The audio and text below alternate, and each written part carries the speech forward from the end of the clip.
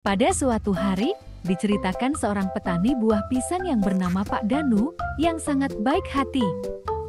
Dia setiap hari selalu sibuk menanam buah-buahan di kebunnya. Di kebunnya terdapat pohon buah pepaya dan buah pisang. Namun di suatu ketika, di saat Pak Danu akan memanen buahnya, dia dikejutkan karena semua buah menjadi rusak dan berlubang. Pak Danu pun bingung, entah siapa yang sudah merusak semua buah-buahan di kebunnya. Keesokan harinya, ia memutuskan untuk menginap di kebunnya untuk mencari tahu siapa yang sudah merusak kebun buahnya. Malam pun tiba, segeralah Pak Danu pergi ke kebun. Ketika Pak Danu sedang duduk di gubuk, tiba-tiba terdengar suara gerombolan monyet. Dengan penuh penasaran, Pak Danu langsung bergegas untuk melihatnya. Dan ternyata selama ini yang merusak kebun buahnya adalah segerombolan monyet liar. Pak Danu langsung berlari dan berhasil menangkap si ekor monyet liar itu. Sedangkan monyet lainnya pada kabur dengan penuh rasa takut. Lalu Pak Danu membawa pulang monyet yang dia tangkap dan mengurungnya. Keesokan harinya, Pak Danu menghampiri monyet itu dan bertanya, "Hai, kamu monyet, mengapa kau tega merusak semua kebun pisangku?" Monyet pun menjawabnya, "Maafkan saya sangat kelaparan karena di hutan sana sudah tidak ada lagi buah yang bisa untuk dimakan. Dikarenakan cuaca yang sangat panas, semua pohon di hutan mulai mengering." Pak Danu pun langsung merasa iba mendengar semua itu. Apakah memang benar apa yang si monyet katakan itu, atau dia hanya berbohong? Pak Danu pun berkata kepada monyet itu, "Saya tidak percaya denganmu monyet, saya sangat marah apa yang sudah kalian lakukan, sudah merusak semua buah pisang di kebun. Saya tidak akan melepaskanmu dan saya akan menangkap semua teman-temanmu malam nanti." Dengan penuh rasa takut monyet itu terlihat sangat sedih. Malam pun tiba, Pak Danu kembali menginap di kebun untuk mencoba menangkap monyet lain. Tapi usaha Pak Danu malam itu gagal, monyet-monyet itu tidak menampakkan diri kembali. Pak Danu pun pulang ke rumah dengan sedikit kesal. Setelah sampai di rumah, dia menghampiri monyet itu dan bertanya lagi, "Hei monyet, di mana teman-temanmu yang sudah merusak kebun saya?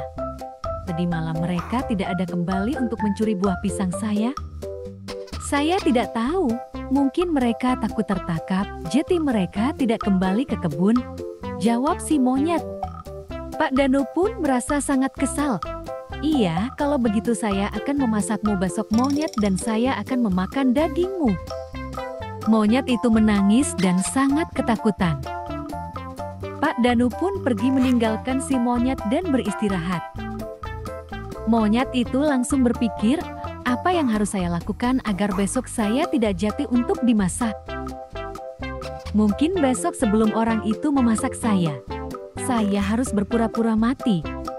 Orang itu akan membuang saya, lalu saya punya kesempatan untuk kabur, pikir si monyet.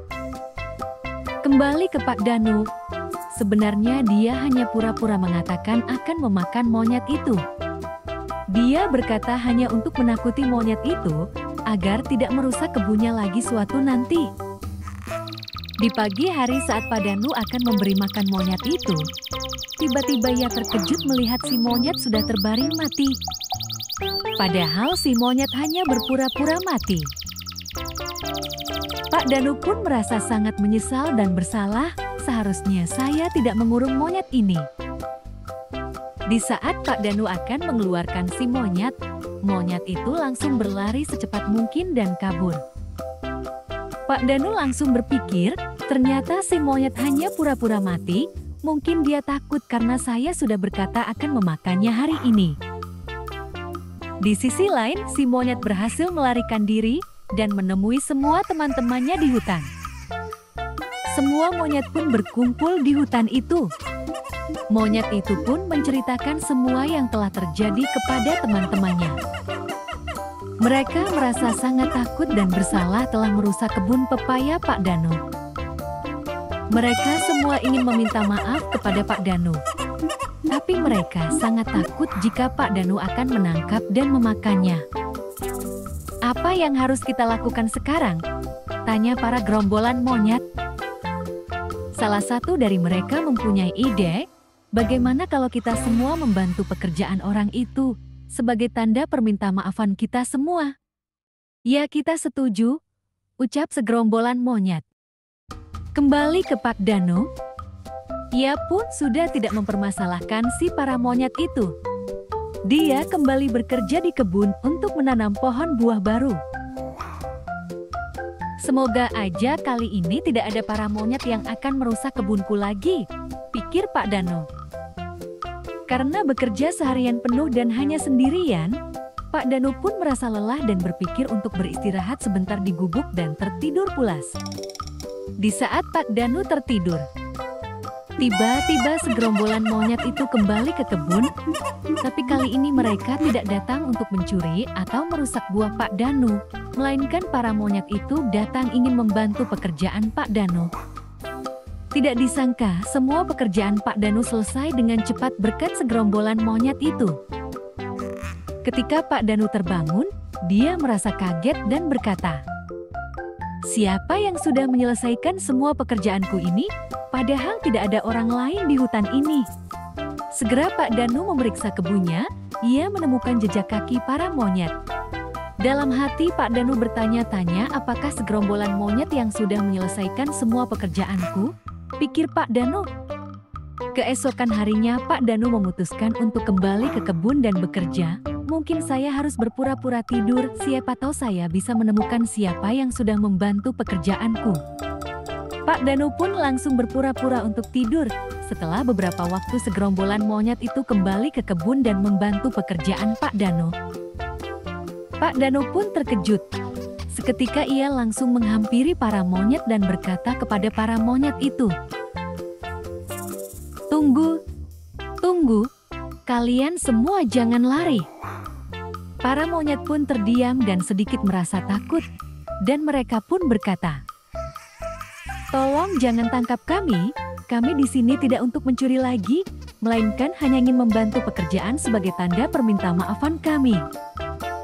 Pak Danu menjawab, "Sebelum kalian meminta maaf, saya sudah memaafkan kalian semua, dan saya juga merasa menyesal waktu itu saya sudah membohongi akan memakan kalian. Saya hanya bercanda mengatakan itu. Kami juga minta maaf sudah melakukan kesalahan besar telah merusak kebun pisangmu, Pak. Waktu itu kami menyesal tidak akan mengulangi kesalahan lagi," jawab segerombolan monyet. Mereka pun saling memaafkan satu sama lain. Berkat kejujuran para monyet dan kebaikan Pak Danu, mereka pun saling hidup berdampingan. Dan akhirnya segerombolan monyet itu setiap hari selalu membantu pekerjaan Pak Danu. Sebaliknya Pak Danu memberikan sebagian buah pisang hasil panennya untuk makan para monyet. Dan cerita pun selesai. Pesan dari cerita ini, betapa hebatnya untuk bisa mengakui suatu kesalahan, karena dari situlah kejujuran berawal dan akan berujung kebaikan. Tamat. Dan jangan lupa like, subscribe,